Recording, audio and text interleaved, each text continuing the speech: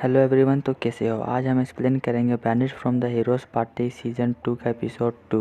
Episode के starting में यार रंधराला और रेड सब मिलते हैं।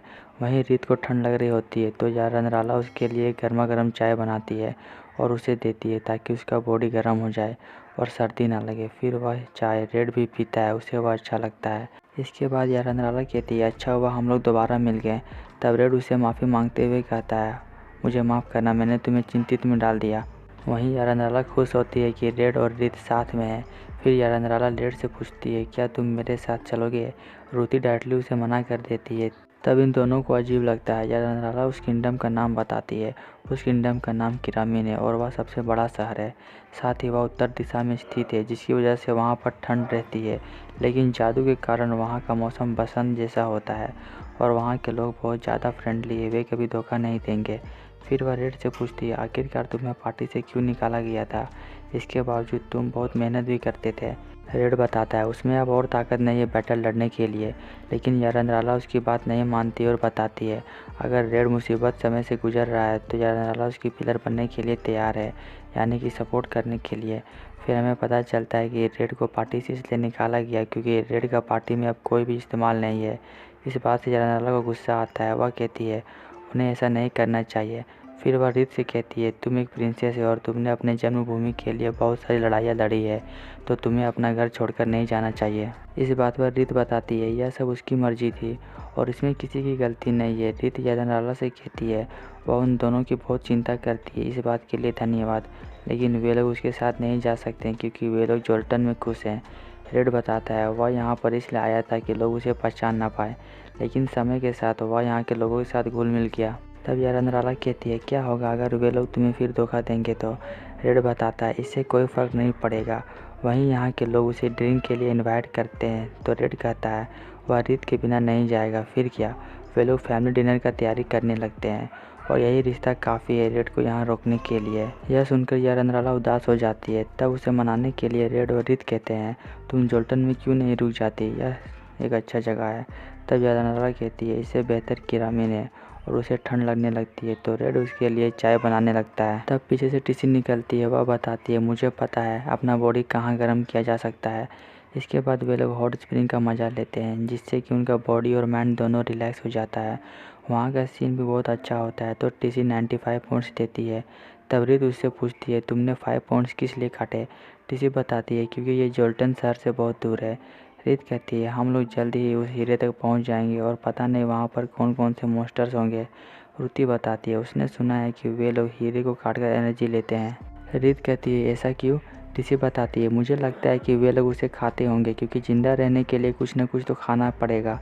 वहीं सब रीत इमेजिन करने लगती है। वह हीरे को काटती है और उसे ताकतवर बन जाती है। फिर कहती है, ऐसा नहीं हो सकता। तब हमें पता चलता है कि रीत और रेड उस पत्थर को ढूंढ रहे हैं। रीत बताती है, वह उस स्टोन का यहाँ पर व्यापार करेगी और उसे पता है जोल्टन के लोगों को वह पसंद आएगा। फिर यारंद्राला रीत से पूछती है, बाकी लोग कहाँ हैं। रीत बताती है, मोगरिम को नहाना पसंद नहीं है और रेड उधर अकेला नहा रहा है। तो यारंद्राला और रीत उसके पास जाते हैं। तब यारंद्राला कहती है, वह अकेला मज़ा नहीं ले सकता और वे लोग उसके बाथटब में घुस जाते हैं। वहीं टिसी और रुति अकेले हो जाते हैं। टिसी रुति से पूछती है, क्या तुम्हें कोई दिक्कत तो नहीं है उनसे। रुति पूछती है, किस बात से। टिसी बताती है, रेड और रीत शादी कर रहे हैं इसलिए। रुति कहती है, मैं हमेशा से चाहती थी कि रीत ही उसकी वाइफ बने क्योंकि वह उसका अच्छा ध्यान रखेगी। टिसी कहती है, अगर वे लोग शादी कर लिए तो तुम अकेली नहीं हो जाओगी।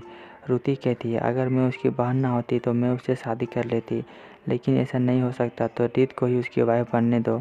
लेकिन रेड से ज़्यादा प्यार रुति ही करती रहेगी। यह सुनकर टिसी को अजीब लगता है। तब रुति बताती है, रेड एक अच्छा आदमी है और वह उन दोनों को हैंडल कर सकता है, तो इस वजह से रीत उसकी नंबर 1 वाइफ है और रुति नंबर 1 लवर। यह कहकर रुति भी उनके साथ नहाने के लिए चली जाती है। सीन चेंज होता है। मोगरिम को अच्छा नहीं लगता कि यारंद्राला रेड और रीत को अपने साथ ले जाना चाहती है। तब वह कहती है, वे लोग वहाँ खुश रहेंगे। असल में यारंद्राला के लोगों को एल्फ्स कहा जाता है। मोगरिम कहता है, तुम एल्फ्स हमसे पंगा मत लो, वैसे भी रेड और रीत हम बोनों के साथ अच्छा ज़िंदगी जी रहे हैं इस जोल्टन में। यह सुनकर रीत कहती है, एल्फ्स और बोनों की कभी दोस्ती नहीं हो सकती। चलते चलते वे लोग इंसानी हीरो के पास पहुंच जाते हैं। वे लोग उदास दिख रहे होते हैं। फिर उनका सरदार रेड को बताता है, उसे शर्मिंदगी हो रही है क्योंकि उसके पास स्वागत करने के लिए कुछ भी नहीं है। तो वह उन्हें वापस जाने के लिए कहता है। रेड बताता है कि वह उसके साथ व्यापार करना चाहता है और बदले में रेड उन्हें जोल्टेशियन ग्लास देगा। वह चीज़ इंसानी हीरो के लिए बहुत कीमती है, लेकिन वे लोग व्यापार नहीं कर सकते हैं क्योंकि उनके पास बदले में देने के लिए हीरे नहीं है।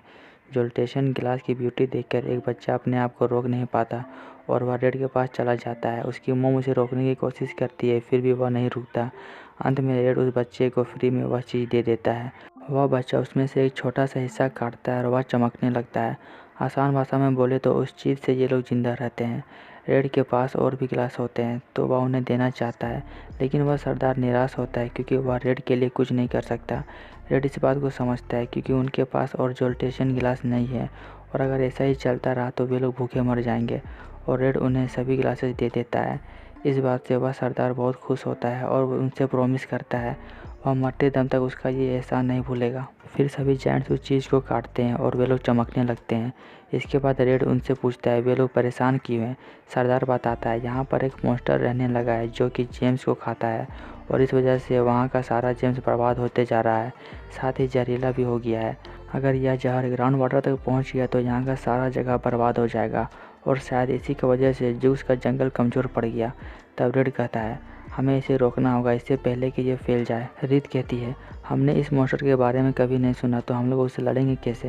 रेड बताता है उसने कहीं पढ़ा था कि वॉरियर पार्टी उस मॉन्स्टर से लड़ रहे थे, लेकिन वह जीत नहीं पाए। उसने बहुत सारे एल्फ्स को मार डाला और कई एल्फ जान बचाकर भाग गए और उस मॉन्स्टर को अभी तक किसी ने नहीं हरा पाया। फिर वह सरदार बताता है अगर तुम लोग उससे लड़ोगे तो शायद तुम लोग भी जिंदा बच कर ना आ पाओ। फिर भी रेड पीछे नहीं हटने वाला और वे लोग उस जगह पर पहुंच जाते हैं जहां पर वह मॉन्स्टर मिलेगा। वहां चारों तरफ जेम्स होते हैं क्योंकि वह मॉन्स्टर लोगों को झांसा देता है। वहीं रेड भी दूसरी तरफ पूरी तैयारी के साथ आता है। वह अपने साथ पोशन की बोतल लाता है। तभी अचानक वह मॉन्स्टर उन पर अटैक करता है, लेकिन वे लोग बच जाते हैं। फिर वह मॉन्स्टर बाहर निकलता है। यह देखकर सभी के होश उड़ जाते हैं, लेकिन रूती नहीं डरती है और वह मॉन्स्टर पर धावा बोल देती है। बदले में मॉन्स्टर भी अटैक करता है, फिर भी रूती को कुछ नहीं होता है। फिर यह रंध्राला उस मॉन्स्टर को अपने जड़ से पकड़ लेती है तो मॉन्स्टर उसे जलाकर राख कर देता है। इसके बाद रीत उस पर अटैक करती है और बाद में रूती का तो वेपन ही टूट जाता है। फिर सभी लोग मिलकर उस पर अटैक करते हैं जिससे वह मॉन्स्टर नीचे गिर जाता है। फिर रूती एक स्पेल वाला अटैक करती है। इसके बाद वह मॉन्स्टर उन्हीं के अटैक को उन पर इस्तेमाल करता है। फिर वह मॉन्स्टर फायर और वाटर अटैक एक साथ करता है।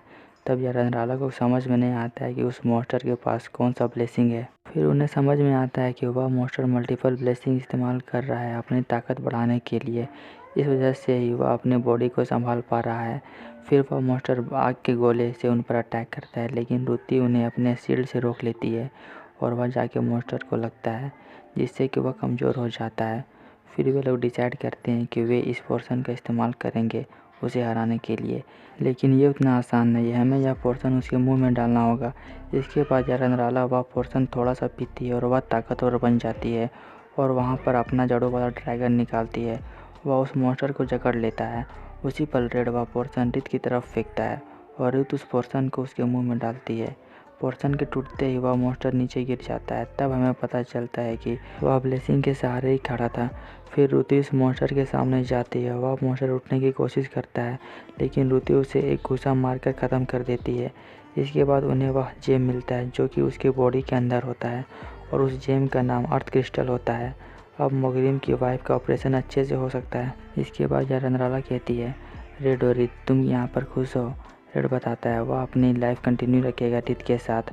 वहीं अब रंध्राला भी जोल्टन में कुछ समय रुकेगी क्योंकि उसे देखना है यहाँ की कौन सी चीज़ें रेड को प्रभावित कर रही है। फिर हमें वैन को दिखाया जाता है। वह जूबो से कहता है मुझे अपने पर विश्वास है, मैं अब बहुत ज़्यादा ताकतवर बन चुका हूँ। वैन चाहता है कि वह डेमन लॉर्ड आर्मी से फाइट करे, लेकिन जूबो उसे मना करते हुए कहता है तुम किसी भी फाइट में ऐसे नहीं जा सकते, तुम्हें पहले प्लान बनाना होगा। वहीं जूबो ने वैन के लिए एक नया बैटलफील्ड तैयार किया है। तभी वहाँ पर एक सर्वेंट आता है। वह बताता है कि उन्होंने डीमन लॉर्ड का एयरशिप देखा है जो कि जोल्टन की तरफ गया है। जूबो उस सर्वेंट से कहता है कि गीत को वापस बुलाओ और उसे जोल्टन में भेजो। यह देखते हुए वैन वहाँ जाना चाहता है, लेकिन एस्टा उसे रोक लेती है। वह कहती है सबसे पहले अपना ताकत बढ़ाओ और ब्लेसिंग भी। यह सुनकर जूबो खुश हो जाता है और कहता है एस्टा के साथ जाओ और मॉन्स्टर हंटिंग करो। इसी के साथ एपिसोड खत्म होता है।